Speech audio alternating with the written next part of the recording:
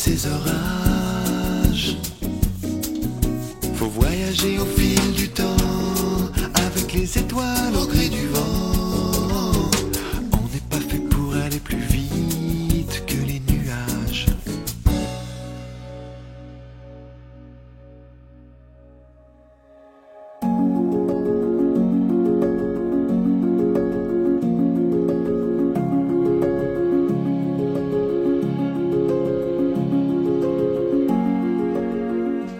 Bonjour les amis, aujourd'hui, retour d'expérience sur 5000 km sur une 1250 BMW GS Adventure avec une monte de pneus Motoz Tractionator GPS.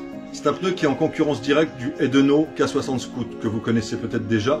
J'avais déjà monté ces pneus sur ma R100 GS, les Edeno K60 Scoot d'un côté pour aller dans les Alpes du Sud. Vous vous rappelez de mes vidéos si vous me suivez. Et puis ensuite, pour partir en Écosse, j'ai fait 6000 km avec les Motoz Tractionator GPS.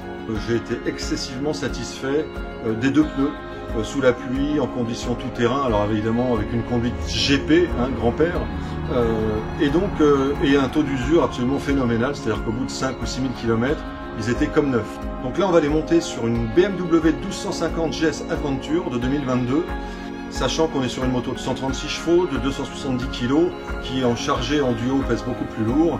Donc voici mon retour d'expérience. Quelques informations techniques. La différence entre le Edeno K60 Scoot et le Tractionator GPS repose sur un seul élément, c'est l'indice de vitesse du pneu avant. Sur le pneu avant de l'Edeno K60 Scoot, on est sur un indice de vitesse T 190 km/h, comme pour l'arrière, T 190 km/h. Pour le Motoz Tractionator GPS, on est en T sur le pneu arrière, donc 190 km/h, mais on est en Q, en indice de vitesse sur le pneu avant, c'est-à-dire 160 km/h. Donc attention, c'est un élément qu'il faut prendre en compte dans votre réflexion. Si vous avez l'habitude de rouler au-delà des limitations de vitesse, ce pneu-là, je ne vous le conseille pas forcément.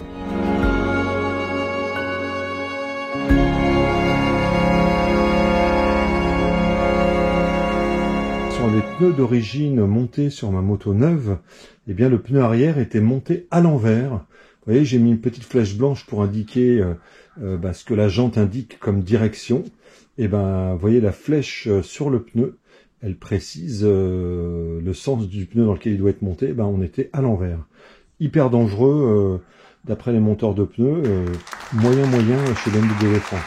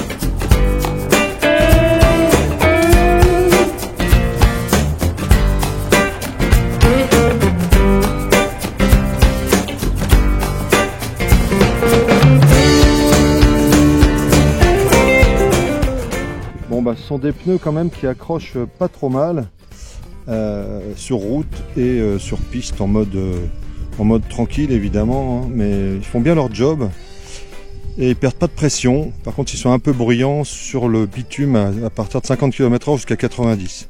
Sinon c'est des super pneus à ce prix là, et pour faire du mixte c'est parfait.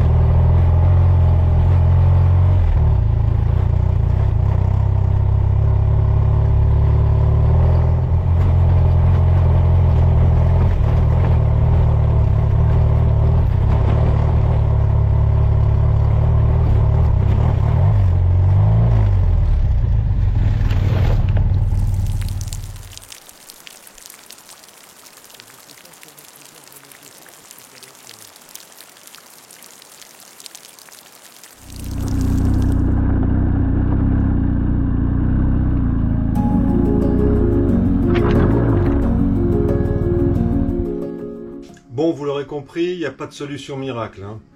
Soit on prend des pneus full route, soit on prend des pneus full enduro. Le mixte, eh bien, ça a ses avantages et ses inconvénients. Ce pneu qui fait du bruit entre 80 et 110 km/h dans des proportions acceptables, c'est un pneu très solide, qui tient très bien le pavé sur l'autoroute, sur les petites routes goudronneuses. Et sur le off-road, cailloux, sable, ça passe très bien, jusqu'à des vitesses de 70 km/h.